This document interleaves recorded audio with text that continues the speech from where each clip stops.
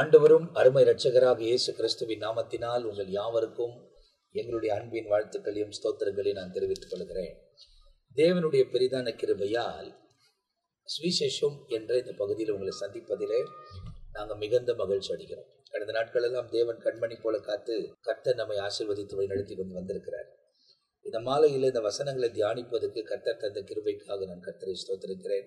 அதிலும் மிகவும் சந்தோஷமான விஷயம் என்னன்னா, ஊழியக்காரர்கள் அவங்க நேரங்களை ஒதுக்கி நம்ம மத்தியில் இந்த பகுதியில் வந்திருக்கிறாங்க.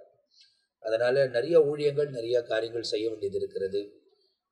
ஒவ்வொரு நேரமும் கர்த்தருடைய ராஜ்யத்துக்காக செலவு பண்ண காலமாக இருக்கிறபடியால் அவங்கவுங்க அந்தந்த இடத்துல கொடுக்கப்பட்டிருக்கிற ஊழியங்களில் அவர்கள் தொடர்ச்சியாய் பயணம் செய்து முன்னேறி கடந்து போக வேண்டிய சூழ்நிலைகள் ஏற்பட்டிருக்கிறார்.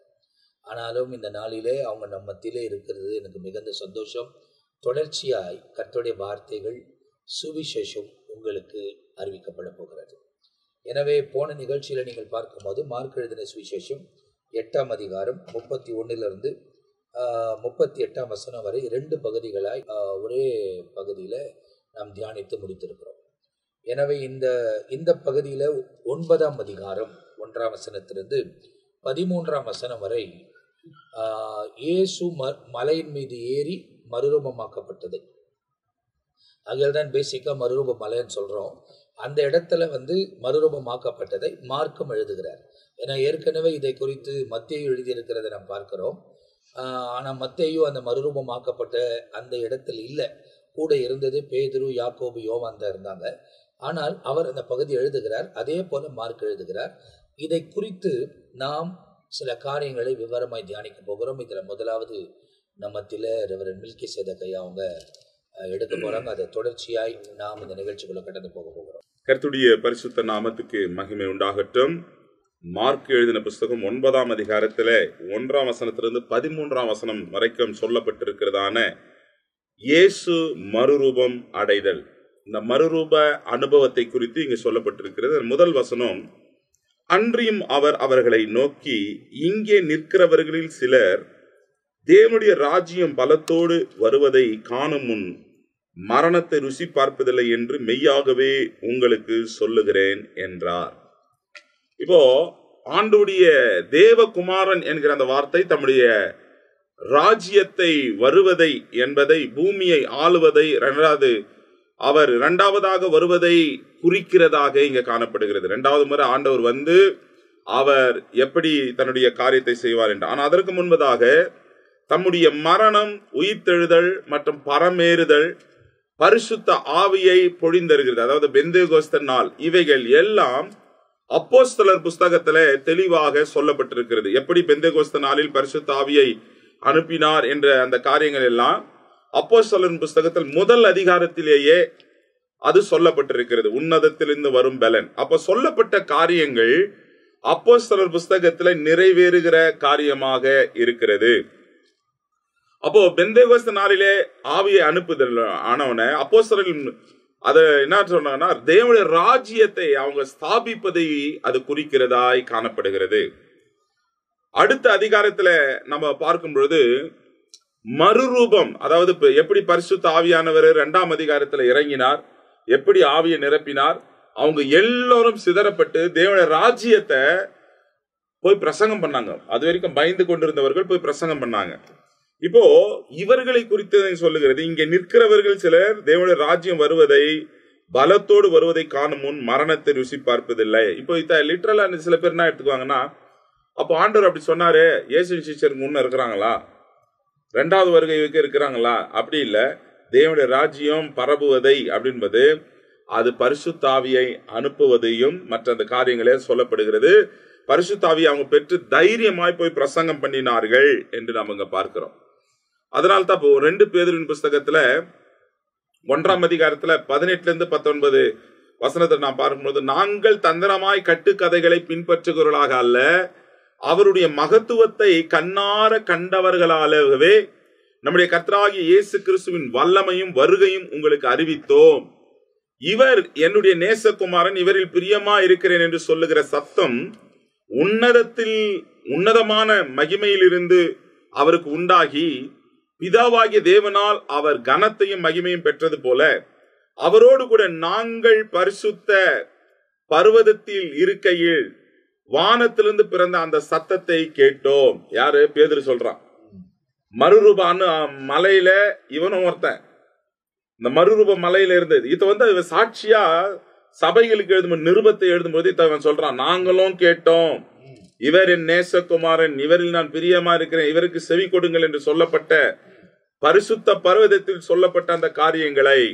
அப்ப அததான் இவன் இங்க தெளிவா சொல்ற. 2 பேதுருவின் புஸ்தகம் 1ஆம் அதிகாரம் 16, 17, 18 இந்த வசனத்தை அவன் சொல்றான். கட்டுக்கதைகள் அல்ல, இது உண்மையாய் நடந்த சம்பவம்.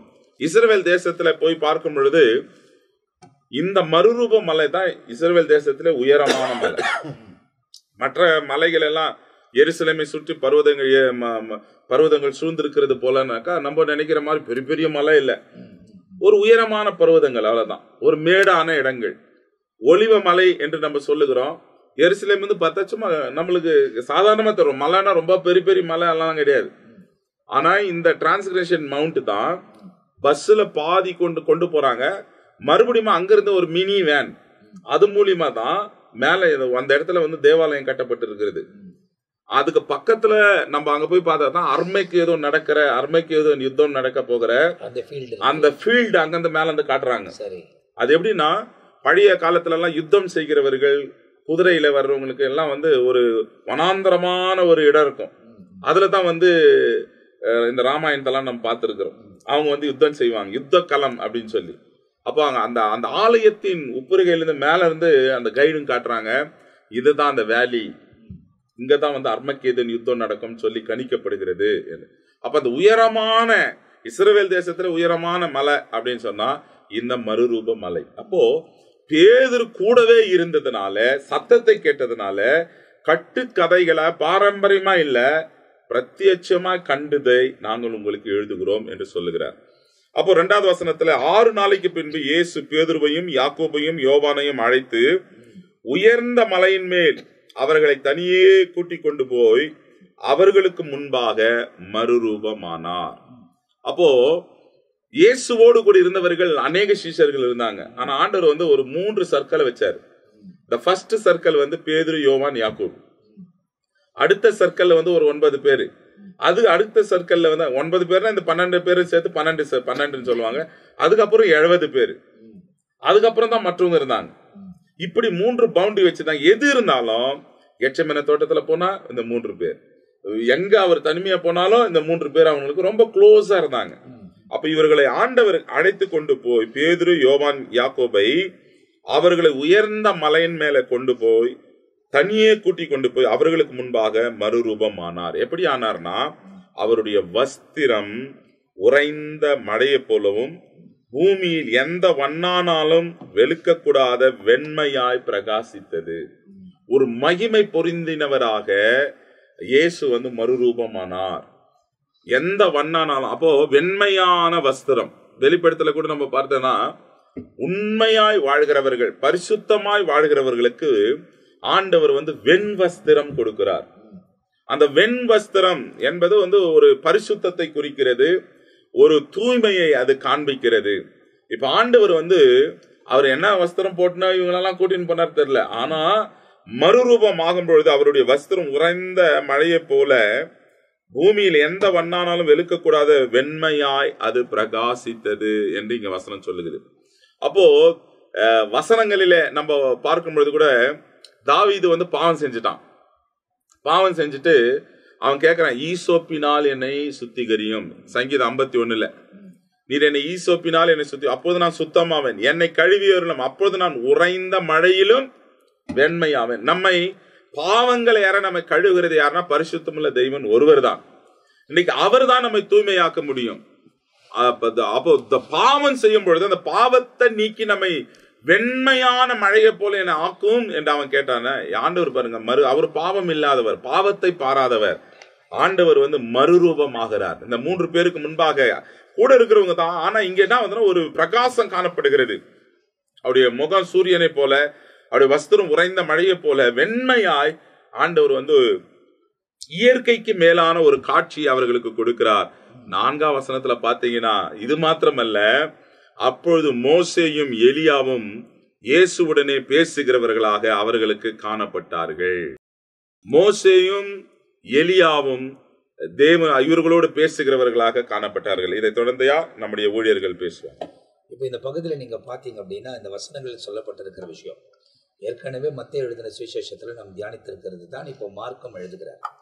நீங்க அவர் எங்க எழுதுறாரு அப்படின்னு பாத்தீங்கன்னா மத்தேயு எழுதின சுவிசேஷம் 17ஆம் அதிகாரம் 1ஆம் வசனத்திலிருந்து 13ஆம் வசனம். இவர் 9ஆம் அதிகாரம் 1ஆம் வசனத்திலிருந்து 13ஆம் வசனம் வரை இதே சம்பவத்தை தான் 2 பேரும் எழுதுகிறதை வேதத்தில் நமக்கு பதிவிடப்பட்டிருக்கிறது. இந்த பகுதியில் பார்க்கும்போது அநேகர் நான் வருமளவும் மரித்திருக்க மாட்டார்கள் அப்படின்னு சொல்றாரு.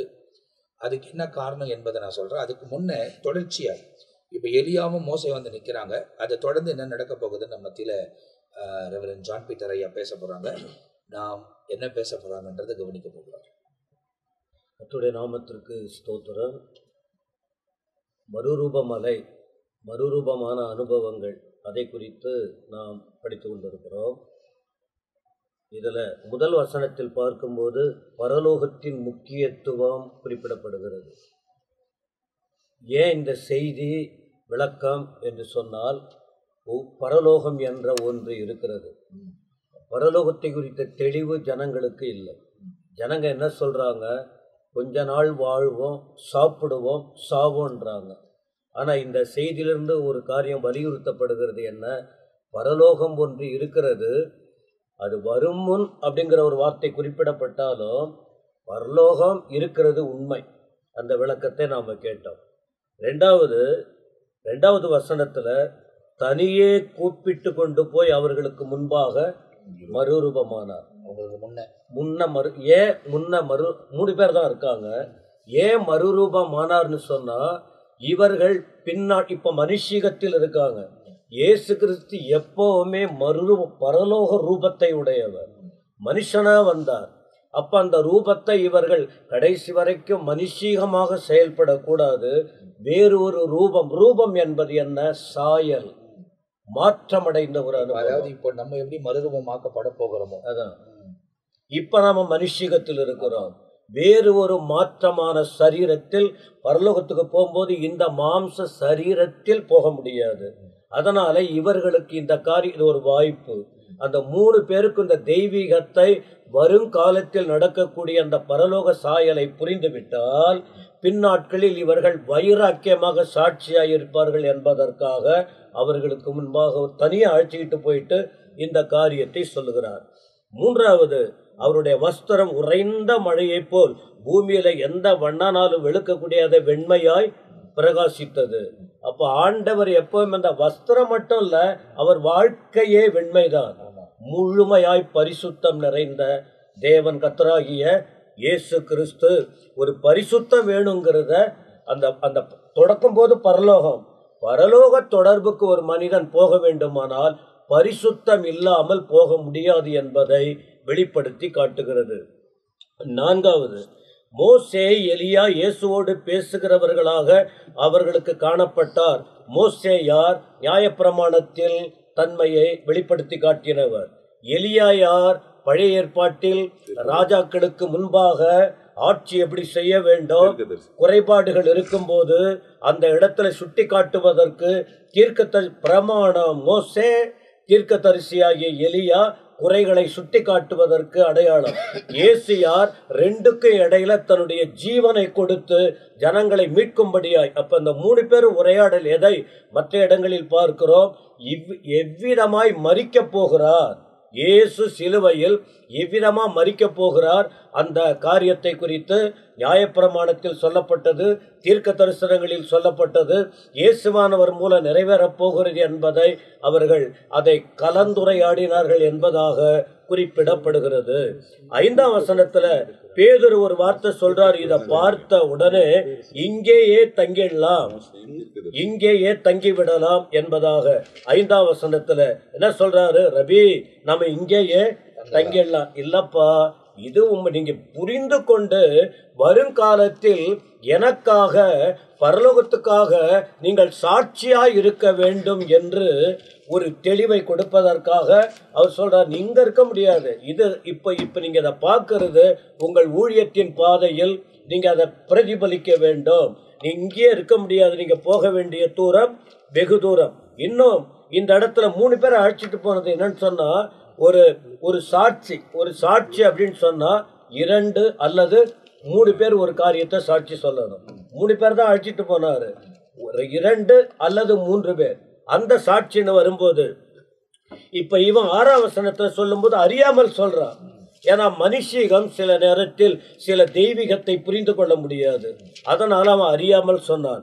7ஆம் வசனத்துல பார்க்கிறோம், மேகம் அவர்கள் மேல் நிழலிட்டது, இவர் என்னுடைய நேசகுமாரன், இவருக்கு செவி கொடுங்கள் என்று மேகத்திலிருந்து ஒரு சத்தம் உண்டாயிற்று. ஏறக்குறைய வேதாகமத்தில் ஆண்டவர் பேசின சந்தர்ப்பங்கள் 3000 இடத்தில் இருப்பதாக குறிப்பிடுகிறார்கள். தேவன் பல விதங்களில் அவர் பேசின விதங்கள் படிப்படியா நிறைய காரியம் சொல்லப்பட்டிருக்கு. 3000 இடங்களில் சொன்னதாக. குறிப்பா ஆண்டவர் இயேசு ஞானஸ்நானம் எடுக்கும் போது கூட இந்த தன்மையை நாம பார்க்கிறோம். 13ஆம் அதிகாரத்துல பார்க்க முடியும், இவர் என்னுடைய நேசகுமாரன், இவரில் நான் பிரியமாய் இருக்கிறேன். அங்கேயும் ஒரு 3, பிதாவாகிய தேவன், குமாரனாகிய தேவன், பரிசுத்த ஆவியானவராகிய தேவன். குறிப்பா தெய்வீக நீதியை நிறைவேற்றும் போது தேவ சத்தம் வரும். அல்லது தேவன் எப்பொழுதெல்லாம் பரலோகத்திலிருந்து செவி கொடுப்பார் என்று சொன்னால், பரலோக சித்தத்தை யாரெல்லாம் தெளிவாய் நிறைவேற்ற தங்கள் வாழ்க்கையை அர்ப்பணிக்கிறார்களோ அப்பொழுது ஜனங்கள் வழிவிலகி போகாதபடிக்கு இன்னும் நேர்மையாய் தெளிவாய் அவருக்கு மகிமை வரும்படி அந்த காரியத்தை தடம் புரளாமல், சத்தியம் மாறாமல், தீர்க்க தரிசனம் மாறாமல் இருக்க, இதுதான் என் சித்தம், இதுதான் என்னுடைய வழி நடத்துதல். ஆகவே அப்படின்னு ஆண்டவர் அவர்களுக்கு ஏற்றபடி அந்த வார்த்தை மேகத்திலிருந்து வந்ததாக குறிப்பிடப்படுகிறது. இந்த இடத்துல ஒரு காரியம், 1400 ஆண்டுகளுக்கு முன்பதாக மோசே மரிச்சிட்டார். 900 ஆண்டுகளுக்கு முன்பாக எலியா எடுத்துக்கொள்ளப்பட்டார் இயேசு வாழ்ந்த நாட்களில. ஆனா எதற்காக இவங்க 2 பேரும் வராங்கன்னு சொன்னா, பரலோகத்திலே மனிதர்கள் வாழ்கிறார்கள் என்பதை ஆண்டவர் காட்டும்படியாக நியாய பிரமாணத்தை கொடுத்த மோசையும் தீர்க்க தரிசனங்களினால உரைத்த அந்த தீர்க்க தரிசன ஆகமங்களை குறித்து ரூபகாரப்படுத்தும்படி ஆண்டவர் என்ன பண்ணாரு, 2 பேர் அவங்க அங்க காட்சி அளிக்கிறாங்க. அப்படின்னா பரலோகத்தில் இருக்கிற நம்ம மத்தேயு 17ஆம் அதிகாரம் 3ஆம் வசனத்துல பாத்தீங்கன்னா, மோசையும் எலியாவும் அவர்களோடு பேசுகிறவர்களாக இவர்கள் பார்த்தார்களாம். இங்க பாருங்க, வசனம் அழகா சொல்லுது, அப்பொழுது மோசேயும் எலியாவும் அவரோடு கூட பேசுகிறவர்களாக அவர்களுக்கு காணப்பட்டார்கள். இந்த ஒரு இடத்துல தான் பரலோகத்துல மரிச்சவங்க, இந்த உலகத்துல மரிச்சவர்கள் இன்னும் வாழ்கிறார்கள் என்பதை ரூபகாரப்படுத்துறதுக்கு இன்னொரு வாழ்க்கை நம்மளுக்கு உண்டு அப்படின்பத ஆண்டவர் மறுரூப மலையின் அனுபவத்தை இவங்களுக்கு காட்டுறார். அப்போ இந்த மலை அப்படின்னு சொல்லியிருக்க, இது நம்ம மற்ற இடங்கள்ல பார்க்கும்போது மறுரூபமானதினால் மறுரூப மலை அப்படின்னு இருக்கு. ஆனா இஸ்ரவேல் சரித்திரத்துல இந்த மலைக்கு என்ன பேர் சொல்றாங்க? தாபோர் மலை. இந்த மலைக்கு சிலர் தாபோர் மலை என்றாங்க, சிலர் எர்மோன் மலை என்றாங்க.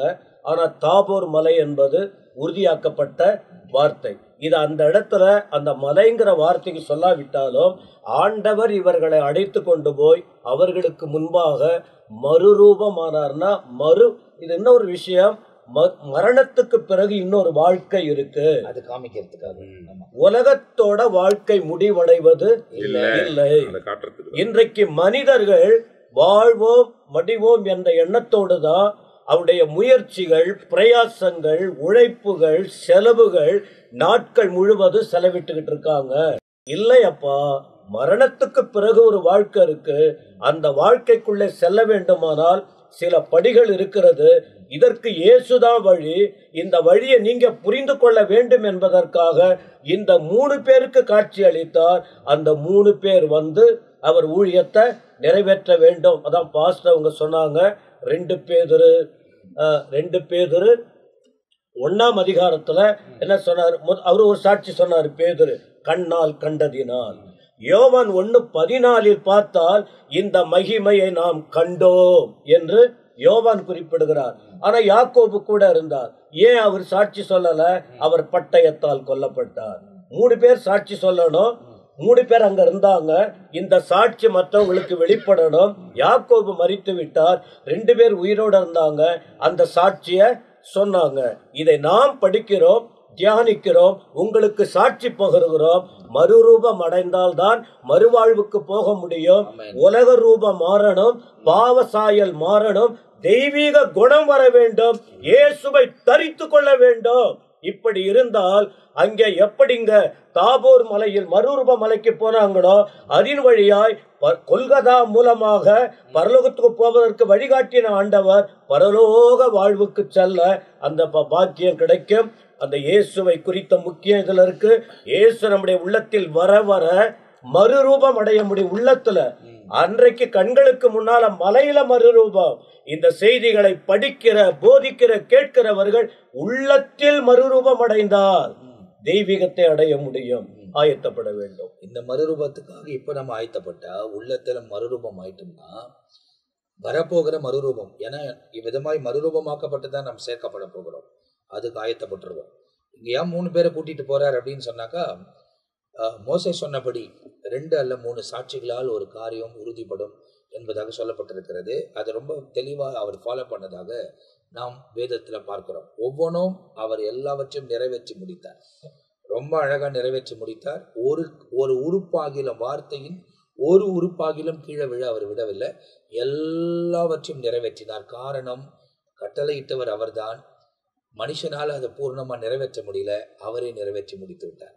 அவரை பின்பற்றுகிற நாம் அதுக்குள்ள பிரவேசிப்பதற்கு, மறுரூபமாக்கப்படுவதற்கு கர்த்தர் இரக்கம் பாராட்டுகிறார். இதை குறித்து இன்னும் கூடுதலாக நம் மத்தியில ரெவரண்ட் ஜெயக்குமார் அவர்கள் பகிர்ந்து கொள்ள போகிறார். கர்த்தருடைய நாமம் மகிமைப்படுவதாக. தொடர்ச்சியாக மார்க்கின் புத்தகம் 9ஆம் அதிகாரம் 1 to 13 வரை நாம் தியானித்து கொண்டு வருகிறோம்.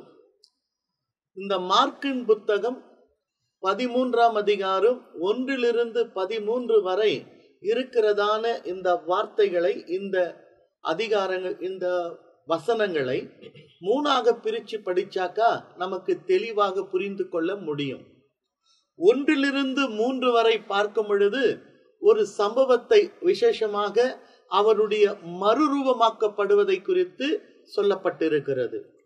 4 to 8 வரை பார்க்கும் பொழுது அந்த இடத்திலே மோசேயும் எலியாவும் இயேசுவோடு கூட பேசுகிறதையும், அது மாத்திரமல்ல, தேவனாகிய கர்த்தர், பிதாவாகிய தேவன், இவர் என்னுடைய நேசகுமாரன், இவருக்கு செவி கொடுங்கள் என்று சொல்லி அந்த தேவனே மேகத்திலிருந்து ஒரு சத்தத்தை கேட்டார்கள் என்று சொல்லி 4ஆம் வசனத்திலிருந்து 8ஆம் வசனம் வரைக்கும் சொல்லப்பட்டிருக்கிறது.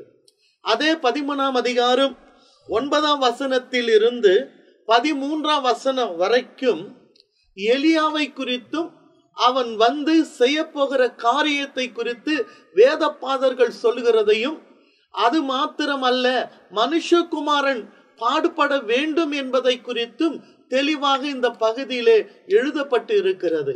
இதை 13ஆம் அதிகாரம் 1 to 13, 9ஆம் அதிகாரம் 1 to 13 வரை 3ஆக பிரித்து தெளிவாக நிதானித்து வாசிக்கும் பொழுது அநேக சத்தியத்தை நம்மால் புரிந்து கொள்ள முடியும். ஏற்கனவே 2 தேவதாசர்கள் இதை குறித்து கொஞ்சம் தெளிவாக பேசினார்கள். ஆனாலும் 1 to 3 வரை பார்க்கும் பொழுது ஒரே ஒரு காரியம் அங்கே மிகைப்படுத்தி சொல்லப்பட்டிருக்கு என்று சொன்னால், இயேசு அவர்களுக்கு முன்பாக மறுரூபமானார். இந்த மறுரூபம் என்பது பாருங்க, பூமிக்குரியதான ஒரு ரூபம் ஒன்று இருக்கிறது, பரத்துக்குரிய ஒரு ரூபம் ஒன்று இருக்கிறது. வேதத்தை நாம் பார்க்கும் பொழுது 1வது நூற்றாண்டிலே திருச்சபை இயேசுவை இரட்சகராக ஏற்றுக்கொண்டவர்கள் சபையிலே சேர்க்கப்படுகிறார்கள். ஆனால் மரணத்துக்கு பின் ஒரு நித்திய வாழ்க்கை உண்டு என்ற சத்தியம் சபை அறியாது இருக்கிறபடினாலே அவர்கள் மரித்த தேவ பிள்ளைகள் நிமித்தமாக சபை கூடி வரும் பொழுது அவர்கள் துக்கித்து கொண்டு இருப்பார்கள். 1 தெசலோனிக்கேயர் 4ஆம் அதிகாரம். இந்த செய்தி பவுலுக்கு போகும் பொழுது மரணத்துக்கு பின் நமக்கு ஒரு நித்திய வாழ்க்கை உண்டு என்ற சத்தியம் சபை அறிந்திருக்க வேண்டும் என்பதற்காக ஒரு தெளிவான ஆணித்தரமான ஒரு சத்தியத்தை அங்கு 1 தெசலோனிக்கேயர் 4ஆம் அதிகாரம் 13 18 வரை நாம் அடிக்கடிக்கு நாம் வாசித்து போதித்து இருக்கிறோம். அதில் தெளிவாக பவுல் தெளிவாக ஒரு காரியத்தை சொல்வார். கர்த்தத்தாமே ஆரவாரத்தோடும் பிரதான தூதனுடைய சத்தத்தோடும் தேவ எக்காலத்தோடும் வானத்திலிருந்து இறங்கி வருவார். அப்பொழுது கிறிஸ்துக்குள் மரித்தவர்கள் முதலாவது எழுந்திருப்பார்கள். பின்பு உயிரோடு இருக்கிற நாம் மறுரூபமாக்கப்பட்டு, அப்போ உயிரோடு இருக்கிறவர்களும் கிறிஸ்துக்குள் மரித்தவர்களும் எல்லாருக்கும் ஒட்டுமொத்தமாக அந்த இடத்துல சபைக்கு சொல்லுகிறார் மறுரூபமாக்கப்படணும். அப்படின்னா இந்த மாம்சமும் ரத்தமும் தேவனுடைய ராஜ்யத்தை என்ன செய்யாது, சுதந்திரிக்கப்பட மாட்டாது. இயேசு கூட பாருங்க, இயேசு ஆதியிலே வார்த்தை இருந்தது, அந்த வார்த்தை தேவனிடத்தில் இருந்தது, அந்த வார்த்தை தேவனாய் இருந்தது, அவர் தேவனோடு கூட இருந்தார். அந்த வார்த்தை மாம்சமாகி கிருபையினாலும் சத்தியத்தினாலும் நிறைந்தவராக நமக்குள்ளே வாசம் செய்தார். அப்போ அந்த வார்த்தையின் நாமத்தில் பரலோகத்தில் இருந்த அந்த ஆண்டவராகிய உலக ரட்சகராகிய இயேசு கூட அந்த வார்த்தைனா வச்சா மாம்சமாகிறது. அப்படின்னா பூமிக்குரிய சாயல், பூமிக்குரிய சாயலை தரித்துத்தான் அவர் கிருபையினாலும் சத்தியத்தின் நிறைந்தவராக நமக்குள்ளே பூமிக்கு வந்தார் என்று வேதம் தெளிவாக நமக்கு எடுத்துரைக்கிறது. ஆனால் இந்த இடத்துல இயேசு மறுரூபமானார் என்று சொன்னால், பரலோகத்துக்கு போக வேண்டுமானால் இந்த மாம்சமும் ரத்தமும் நிறைந்ததான இந்த சரீரத்தோடு யாருக்கு போகிற வாய்ப்பு இல்லை. அவர் மறுரூபம் நித்திய ராஜ்யத்துக்கு பரலோகத்துக்குரிய ரூபமாக அவர் மாற்றப்பட்டு அவர் காணப்பட்டார் என்று சொல்லி பார்க்கிறோம். ஆனால் அது எப்படி இருந்தது அந்த மறுரூபம் என்பதை குறித்து 3ஆம் வசனத்தில் ஏற்கனவே தேவ பிள்ளைகள் பேசினார்கள். மறுபடி நான் அதற்குள்ளே போகவில்லை. அப்புறம் வசனம் சொல்லுது, அவருடைய வஸ்திரம் உறைந்த மழையை போல் பூமியில எந்த வண்ணானாலும் வெளுக்க கூடாத வெண்மையாய் பிரகாசித்து. இங்க ஒரு வண்ணாரை முன்வைக்கிறது. அவங்க துணிகளை துவைத்து நமக்கு கொடுப்பாங்க. அவங்க துவைக்கிற துணிகள் வெண்மையாக மாற்றி கொடுப்பாங்க. ஆனா அந்த வண்ணானால கூட அந்த வெண்மை கூட அதை அவனால செய்ய முடியாது. அப்படிப்பட்டதான ஒரு வஸ்திரமாக அப்படியே அந்த மகிமை குறித்து அது உதாரணமாக வைத்து சொல்லப்பட்டிருக்கிறது. இது 1-3 வரை. 4-8 வரை வாசித்து பார்க்கும் பொழுது இந்த இடத்துல மோசேயும் எலியும் இயேசுவோடு கூட பேசினா. மில்கியா சொன்னாங்க, மரித்தவர்கள் பேசுகிற ஒரு சம்பவம் தெளிவாக இந்த இடத்துல எழுதப்பட்டிருக்கிறது. ஒருத்தர் மரித்தவர், இன்னொரு எடுத்துக்கொள்ளப்பட்டவர். அவர் எடுத்துக்கொள்ள, ஆனாலும் இப்போ பரலோகத்தில் இருக்கிறார்கள். ஆனா பரலோகத்தில் போனவர்கள் கூட பேசுகிற தன்மையுடையவர்களாக இருக்கிறார்கள் என்பது இந்த வசனம் நமக்கு ஆதாரமா இருக்கிறதை நாம் பார்க்க முடிகிறது. ஆனால் அந்த இடத்துல பேதுரு இயேசுவை நோக்கி ஒரு காரியத்தை சொல்றாரு, கூடாரத்தை போட்டு நம்ம அமைச்சுக்கலாம், இங்கே இருந்துடலாம். ஏன்னா அந்த மகிமை, இயேசு மறுமாக்கப்பட்டு இருக்கிறார், மரித்தவரும் எடுத்துக்கொள்ளப்பட்டவரும் பேசுகிறார்கள். அது ஒரு பரலோக காட்சி மாதிரி இருக்கிறது. இங்கே தங்கிவிடலாம், இதுவே எனக்கு போதும் என்று அவர் நினைத்து, ஆண்டவரே உமக்கு ஒரு கூடாரம், மோசேக்கு ஒரு கூடாரம், எலியாவுக்கு ஒரு கூடாரத்தை போட்டு தங்கிவிடலாம் என்று நினைக்கிறாங்க. ஏன்னா அநேக வேளையில இயேசு இந்த பூமியில் வாழ்ந்த நாட்களில கூட, ஆண்டவரே நீ எங்களை விட்டு போக கூடாது அப்படின்னு அதனுடைய உள்கருத்து என்னன்னு சொன்னா, அவர் 5 அப்பத்தையும் 2 மீன்களையும் 5000 பேருக்கு போஷித்து மீதியானதை 12 கூட நிறைய எடுக்க அநேக அற்புத அடையாளம் செய்யறாங்க. இவர் நம்மோடு கூட இருந்துட்டா உணவு பிரச்சனையே வராது. அதனால தான் இவங்க என்ன பண்றாங்க, ஆண்டவரே நீங்க அடிக்கடி நீ எங்களை விட்டு போக கூடாது, நீ எங்களுடைய அவங்க நோக்கம் என்ன, இவர் நம்மோடு இருந்துட்டா இந்த பூமியில எந்த கஷ்டம் இருக்காது, எல்லாம் வியாதி வந்தா சுகமாக்கிறாரு, உணவு இல்லைன்னா நமக்கு உணவு கொடுத்துறாரு, அதனால இவர் நம்மோடு இருக்குன்றதான் நினைக்கிறாங்களே தவிர, இயேசு இந்த பூமியில அவங்களுடைய எல்லா குறைகளை பூர்த்தி செய்வதற்காக வரல. பூமியில் இருக்கிற மக்களாகிய நாம் அவர் மூலமாக ரட்சிப்பை பெற்று நித்திய ராஜ்யத்தை சுதந்திரத்துக் கொள்ளணும். அது மாத்திரமல்ல, நீங்கள் கண்ட ரட்சிப்பை போல அநேக இருளில் இருக்கிற மக்களும் அந்த வெளிச்சத்துக்குள் வரமடியாய் மற்ற இடங்களுக்கு நான் போக வேண்டும் என்று சொல்லி இருக்கிறார். ஆனா அவர் பேசுகிறத வச்சு இவரு நம்மோடு கூடாரம் போட்டு இங்கே வாழ்ந்துடலாம் அப்படின்னு இன்னைக்கு அநேகர் கூட இந்த பூமியில ஊழியத்தை தான் நம்ம செய்யறோம். நான் யாரை குற்றப்படுத்த விரும்பல. நாம் இங்கே எல்லாம் சொகுசான வாழ்க்கை இருக்குது, இங்கே வாழ்ந்தலாம் நினைப்பது தவறான காரியம். நமக்கு எவ்வளவுதான் நாம் ஆசீர்வதிக்கப்பட்டாலும் நம்முடைய மரணத்துக்கு சந்தித்து மரணத்தின் மூலமாய் அல்லது உயிரோடு இருக்கிற நாம் மறுரூபமாக்கப்பட்டு எடுத்துக்கொள்ளப்பட வேண்டும். தேவன் நீதி சத்தியம் நமக்கு தெளிவாக சொல்லப்பட்டிருக்கு. அது மாத்திரமல்ல, இந்த 7ஆம் வசனத்தை பார்க்கும் பொழுது, அப்பொழுது ஒரு மேகம் அவர்கள் மேல் நிழலிட்டது.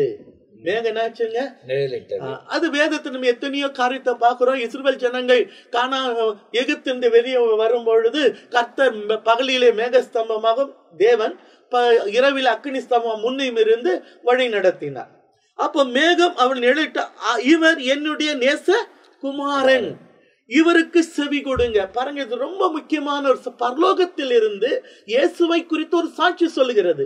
பரலோக ராஜ்யமே இயேசுக்கு செவி கொடுங்கள் என்று சொல்லப்படுகிறது. அப்போ இயேசு என்ன சொல்றாரோ, என்ன சத்தியத்தை சொல்றாரோ அதற்குத்தான் நாம் செவி கொடுக்க வேண்டுமே தவிர நாம் சார்ந்திருக்கிற டினாமினேஷன் செவி கொடுப்பது அல்ல சத்தியம். பரலோக ராஜ்யம் என்ன சொல்லுது?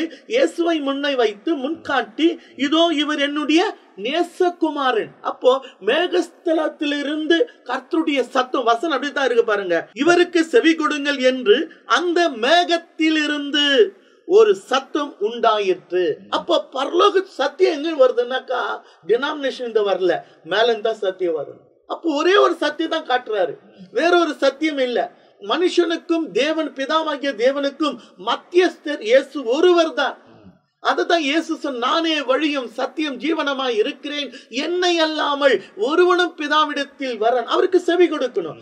அவர் சொன்ன சத்தியத்துக்கு, ஏன்னா பரலோகமே அவர் தான் காட்டுது, வேற யாரையுமே காட்டல, இன்னொரு மத்தியஸ்தரை காட்டல. அவரிடத்தில் தான் ஜெபிக்கணும். அவர்தான் வழி, அவர்தான் சத்தியம், அவர்தான் ஜீவன். இது யார் சொன்ன சத்தியம்? பரலோகிக்கிற தேவன், பிதாவாகிய தேவன் தன் குமாரனாகிய இயேசுவை சாட்சி சொல்லுகிறார். இவர் என்னுடைய நேசகுமாரன். இவர் யாரு? என்னுடைய நேசம். இவருக்கு நீங்க செவி கொடுங்க. இவருக்கு நீங்க செவி கொடுத்தா தான் நித்திய ராஜ்யத்துக்கு வர முடியும். இவர் மூலமா தான் பரலோகத்துக்கு வர முடியும். அவர் உங்களுக்கு என்ன சொல்லுகிறாரோ அதன்படி செய்யுங்க. மரியாள் அம்மையார் கூட கானா ஒரு கல்யாணத்துல திராட்சரசம் குறைபட்ட பொழுது இயேசு அம்மா கிட்ட போய் சொல்றாங்க, மரியாள் அம்மையார்கிட்ட சொல்வாங்க. அந்த அம்மா கிட்ட என்ன சொல்வாங்க? அவர் உங்களுக்கு என்ன சொல்லுகிறாரோ அதன்படி செய்யுங்க. இப்ப இருக்கிற போப்பு டைரக்டா டிக்ளேர் பண்ணிருக்காரு பாருங்க. ஆமா ஆமா, Mary cannot save us. Only Jesus can save us. ஆமா அப்படின்றத சொல்லி இருக்கிறாரு. அது எல்லா சமூக வலைத்தளங்களும் வந்துருச்சு.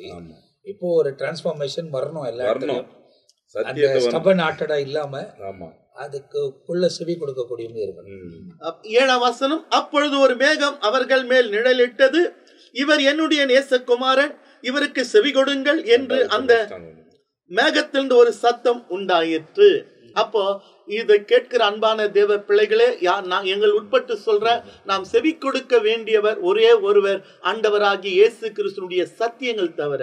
ஏன்னா இந்த நாட்களிலே வேத புரட்டர்கள் அநேகர் வந்து சத்தியத்துக்கு விரோதம், ஒரு நாள் ஒரு ஊழியர் இப்படியாக வாதம் பண்ணி இருக்கிறார். வேதமே விக்கிரம் என்று சொல்லுகிறார். ஏனென்றால் ஒரு விக்கிரத்தை மனிதன் தான் உருவாக்குறான் அல்லவா, அதனால் வணங்கக்கூடாது என்று நீங்க சொல்கிறீங்க. வேதத்தை கூட எழுதியது யாரு? ஒரு மனுஷன் தானே. வேத புத்தகமே ஒரு விக்கிரம் என்று சொல்லுகிற அளவுக்கு வேதத்துக்கு புறம்பாக துர் உபதேசம் சொல்லுகிற இருக்கிறாங்க. ஆகையால் இந்த கடைசி நாட்களிலே இயேசு ஒருவரே ரட்சகர், இயேசு ஒருவரே தேவன், அவரே வழியும் சத்தியம் ஜீவனமாய் இருக்கிறார். அவர் அல்லாமல் ஒரு மனுஷனும் பரலோகத்துக்கு போக முடியாது என்று இயேசுவே தன்னுடைய வாய்மொழியால் சொல்லி இருக்கிறார். இந்த இயேசு யார் என்றால் பிதாவினால் பூமிக்கு அனுப்பப்பட்டவர். இவர் என்னுடைய நேசகுமாரன், இவருக்கு செவி கொடுங்க, வேறு யாருக்கும் செவி கொடுக்காதீங்க என்பதை கர்த்தர் தாமே ஆசீர்வதிப்பாராக. அப்ப இந்த இடத்துல நீங்க பாத்தீங்க அப்படின்னா எலியாம மோசே வந்து நிக்கிறாங்க. அவர் சொல்றாங்க, ஏன்னா அப்போ இவ்வளவு நாள் அந்த நாட்கள் அவங்க சொன்ன மாதிரி மோசே மரித்து 1400 வருஷம், எலியா எடுத்துக்கொள்ளப்பட்டு 900 வருஷம், 900 இயர்ஸ். அப்போ அந்த காலத்துக்கு பிறகு இயேசு வருகிறார். இப்போ அந்த ஜனங்க எல்லாம் ஃபுல்லா அதை தான் ஃபாலோ பண்ணிட்டு வராங்க.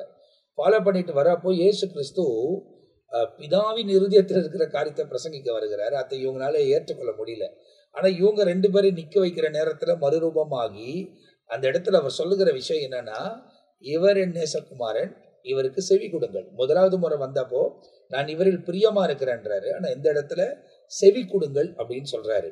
இவங்க வந்தவங்களுக்கு இங்கேயே கூடாரம் போட்டு தங்க வச்சிடலாம் அப்படின்னு யோசிக்கிறாங்க.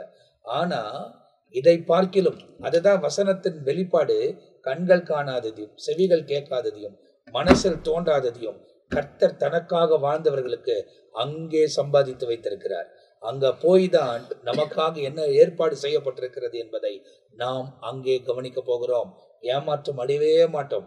அதனால தொடர்ச்சியா இதுல வரக்கூடிய பகுதிகளை நம்ம பிஷப் ரெவரண்ட் பெனியஸை அவர்கள் விளக்கி சொல்ல போகிறார்கள். மார்க் 9வது அதிகாரத்துல இந்த குறிப்பிட்ட சம்பவத்தை பார்க்கும்போது முழுவதுமாய் ஆண்டவராக இயேசு கிறிஸ்துடைய 2ஆம் வருகை குறித்தும் மறுரூபம் அடைவதை குறித்தும் அவரோடு கூட நாம் அரசாட்சி செய்ய போகிறதை குறித்தும் தெளிவாய் இங்கே சொல்லப்பட்டிருக்குது. இப்போ மத்தேயு சுவிசேஷத்துல 17வது அதிகாரத்திலும் மார்க் 9வது அதிகாரத்திலும் லூக்கா 9வது அதிகாரத்திலும் இந்த மறுரூப மலை குறித்ததான காரியங்களை சொல்லப்பட்டிருக்கிறது. மறுரூப மலை என்று சொன்னால் குறிப்பாக நம்முடைய வாழ்க்கைக்கு அது ஒரு முன் உதாரணமாய் இனி நடக்க போவது இதுதான் என்பதை ஆண்டவர் அங்கே தெளிவாய் நமக்கு வெளிப்படுத்துகிறார். உதாரணமாக சொல்ல வேண்டும் என்று சொன்னால் 2 முக்கியமான நபர்களை இங்கே அறிமுகப்படுத்துகிற 4வது வசனத்தில் பார்க்கிறோம். யார்? மோசேவும் எலியாவும். அப்போ மோசே எலியாவை குறித்து இயேசு கிறிஸ்து அதிகமாய் சுவிசேஷத்துல அறிவித்திருக்கிறார். குறிப்பாக சொல்ல வேண்டும் என்று சொன்னால் எலியாவை குறித்து மத்தேயு சுவிசேஷத்துல 10 முறை சொல்லியிருக்கார். மார்க்கு சுவிசேஷத்திலையும் 10 முறை சொல்லியிருக்கார். லூக்கா சுவிசேஷத்துல 11 முறை, யோவான் சுவிசேஷத்துல 2 முறை எலியாவை குறித்து அவர் பேசுகிறார். ஏன் எலியாவை குறித்து பேச வேண்டும்?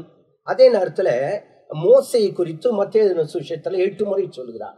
மார்க்கு சுவிசேஷத்திலையும் 8 முறை சொல்றார். லூக்கா சுவிசேஷத்துல 11 முறை, யோவான் சுவிசேஷத்துல 13 முறை இந்த மோசை குறித்து அவர் வெளிப்படுத்துகிறார். ஏன் மோசையும் எலியாவையும் குறித்து வெளிப்படுத்த வேண்டும் என்று சொன்னால் இதுல 2 சம்பவங்கள் இருக்குது. நாம் இப்போது பிரயாணமாய் போய்கொண்டிருக்கோம். எதை நோக்கி பிரயாணமாய் போய்கொண்டிருக்கோம்? ஒன்று மரணம் அல்லது நித்தியத்துக்கு நாம் பிரயாணமாய் போய்கொண்டிருக்கோம். ஏன் என்று கேட்டால் ஒன்று நாம் மரிக்கணும், இல்லை அப்படின்னு சொன்னா எடுத்துக்கொள்ளப்படணும். இந்த 2க்கும் உதாரணம் தான் இந்த மோசேயும் எலியாவும். மோசேயை குறித்து வேதத்தில் சொல்லும்போது உபாகமம் 34வது அதிகாரம் 7வது வசனம். மோசே மரிக்கிற போது 120 வயதா இருந்தார். இதுதான் முக்கியமான ஒரு வார்த்தை, மரிக்கும் பொழுது. அப்போ மோசே யார்? மரித்தவர். அப்போ மரித்து போனார் என்பதற்கு ஆதாரம் இங்கே இருக்குது. அதே நேரத்துல 2 ராஜாக்கள் 2வது அதிகாரம் 11வது வசனம் 12வது வசனத்தை வாசிக்கும் போது எலியா என்ன செய்யப்பட்டார் என்பதை அங்கே நாம் பார்க்கிறோம். மோசே மரித்தார் என்பதற்கு அடையாளம் அங்க இருக்கு.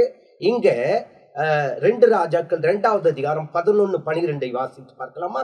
அவர்கள் பேசிக்கொண்டு நடந்து போகையில் இதோ அக்கினி ரதமும் அக்கினி குதிரையும் அவர்கள் நடுவாக வந்து இருவரையும் பிரித்தது. எலியா சுழற்காற்றிலே பரலோகத்திற்கு ஏறி போனார், எடுத்து கொள்ளப்பட்டார். அப்போ ஒருத்தர் மரித்தார் என்று அங்கே குறிப்பிடப்பட்டிருக்கிறது, இன்னும் ஒருவர் எடுத்துக்கொள்ளப்பட்டார். இப்போ கடைசி நாளிலும் அதுதான் நடைபெற போகிறது. ஏன் என்று கேட்டால் கிறிஸ்துவுக்குள் மரித்தவர்கள் 2வது எடுத்துக்கொள்ளப்படுகிறவர்கள். இப்போ அநேகர் கிறிஸ்துக்குள் என்ன பண்ணிட்டாங்க? மரித்து விட்டார்கள். நாம என்ன செய்ய போகிறோம்? ஒருவேளை மரணத்தை சந்திக்கலாம் அல்லது எடுத்துக்கொள்ளப்படலாம். அப்போ மரித்தவர்களுக்கும் எடுத்துக்கொள்ளப்படுகிறவர்களுக்கும் அடையாளமா தான் இந்த 2 பேர் சொல்லப்பட்டிருக்கிறது. அப்போ ஒருத்தர் மரித்தவர், இன்னொரு எடுத்துக்கொள்ளப்பட்டவர். இதை குறித்து தான் 1 தெசலோனிக்கேயர் 4வது அதிகாரம் 16-17 வசனத்துல இந்த 2ஐயும் அங்க காட்டுகிறதை நாம் பார்க்கிறோம். ஏனென்று கேட்டால் கிறிஸ்துவுக்குள் மரித்தவர்கள் முதலாவது எழுந்திருப்பார்கள், பின்பு உயிரோடு இருக்கிற நாமும் ஆக்கப்படும். அப்போ மரித்தவர்களுக்கு அடையாளம் யாரு? மோசே. எடுத்துக்கொள்ளப்பட்டவர்களுக்கு அடையாளம் எலியா. அப்போ 2ஐயும் இப்படிதான் நடக்கும் என்பதற்கு சாட்சியாக தான் இந்த மலை அங்க காட்டுறாரு. அப்போ அந்த மறுரூப மலையில இந்த 2 பேர் வருகிறார்கள். அடுத்து இதை பார்க்கிறவர்கள் யார் என்று கேட்டால் பேதுரு, யாக்கோபு, யோவான். 3 பேர் பார்க்கறாங்க. 3 பேர் பார்க்கும்போது இதுல ஒருத்தர் சொல்றாரு இயேசுகிட்ட, இங்க நாம என்ன செய்யலாம்? 3 குடாரம் போடலாம். ஏன் 3 குடாரம்? 6 குடாரம் போட்டுக்கலாமே, 6 போட்டுக்கலாமே. அவங்க 3 பேருக்கு 3 குடாரம், இவங்களுக்கு 3 குடாரம். நான் என்ன விசுவாசிக்கிறேன் அப்படின்னு சொன்னா 3 குடாரத்துல 3 பேர் உள்ள போயிடலாம். இப்போ உமக்கு ஒரு குடாரம், அந்த குடாரத்துல நான் வந்துடுறேன். எலியாவுக்கு ஒரு குடாரம், இங்க மோசேக்கு ஒரு கூடாரம், அவங்க 2 பேரும் அங்க போயிட்டோம். ஆனா நான் உம்மோடு கூட இருக்கிறதுக்கு ஒரு சந்தர்ப்பம் கிடைக்க. அடுத்து இன்னொரு வார்த்தையும் சொல்றாரு. என்னன்னு கேட்டா, நாம இங்கேயே இருப்பது நல்லது. ஏன் ஐயா, அவருக்கு மனைவி பிள்ளைங்க இருக்காங்க, சொந்த மண்ணம் இருக்கு, குடும்பம் இருக்கு, அதை போய் கவனிக்க வேண்டியதை விட்டுட்டு இவர் என்ன சொல்றாரு, இங்கேயே இருக்கலாம் அப்படின்னாக்கா என்ன அர்த்தம் அப்படின்னு சொன்னா, இந்த உலகத்தில் இருக்கிறதை காட்டிலும் மறுரூபம் அடைந்து அங்கே கடந்து செல்வதுதான் எனக்கு மிகுந்த சந்தோஷம். அதுதான் எனக்கு வேணும். ஏன்னு கேட்டா, அங்கேயே இருக்கிறது தான் எனக்கு நல்லது அப்படின்னு சொன்னா, இந்த உலகம், இந்த பூமி நமக்கு நிரந்தரம் அல்ல. ஆனா நாம அங்கேயே தான் இருக்க போறோம். ஆனா இவர் கேட்கிறார், நாம இங்கே இருக்கிறது ரொம்ப நல்லதுன்னு. ஆமா, அந்த நல்லது என்று சொல்லுகிற அந்த இடத்துல இருக்கும்படியாய் தான் ஆண்டவர் நமக்கு உதவி செய்ய போகிறார். ஆகவேதான் இன்னும் ஒரு வசனத்தையும் நான் ஞாபகப்படுத்த விரும்புகிறேன். யோவான் எழுதின சுவிசேஷம் 1வது அதிகாரம் 17வது வசனத்தை வாசிக்கலாம்.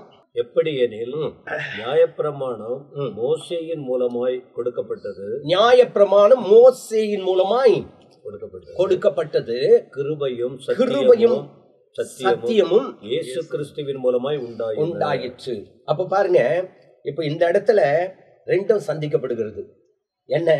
நியாயப்பிரமாணம் மோசே, அதே நேரத்தில் கிருபையும் சத்தியமும் இயேசு கிறிஸ்து. அப்போ இது 2 முக்கியம் அப்படின்றத வெளிப்படுத்தும்படியாய் கூட இது இருக்கலாம். வசனம் தெளிவாய் சொல்லப்பட்டிருக்கிறது. மோசேயின் மூலமாய் நியாயப்பிரமாணமும் கிருபையும் சத்தியமும் இயேசு கிறிஸ்துவின் மூலமாய் வெளிப்பட்டதா. பழைய ஏற்பாட்டுல நியாயப்பிரமாணம் தான் முக்கியம். ஆனா புதிய ஏற்பாட்டுக்கு வரும்போது கிருபையும் சத்தியமும் இதை வெளிப்படுத்தும்படியாய் இந்த இடத்துல மறுரூப மலையில இருவரும் ஒன்றாய் காணப்படுகிறார்கள். இருவர் என்றால் 3 பேர். அதுல நியாயப்பிரமாணம் மோசேயின் மூலமாய் வந்தது, கிருபையும் சத்தியமும் இயேசுவின் மூலமாய் வந்தது. எனவே இந்த சம்பவத்தை நாம் பார்க்கும் பொழுது எடுத்து கொள்ளப்படுகிற நம்மை குறித்து, அல்லது மறுரூபமாக்கப்படுகிற நம்மை குறித்து, அல்லது மரித்து அடக்கம் பண்ணப்பட்ட பிறகு உயிரோடு கூட எழும்புவோம் என்பதற்கு அடையாளமாய் இது சொல்லப்பட்டிருக்கு. அப்போ இந்த பகுதியில நீங்க பார்க்கும் போது 13 வசனங்களிலே மறுரூபமாக்கப்பட்டார்கள். அதுக்கு பிறகு அவங்க பார்த்து கொண்டே இருக்கும்போது அந்த சத்தம் பரலோகத்திலிருந்து கேட்கப்பட்டது.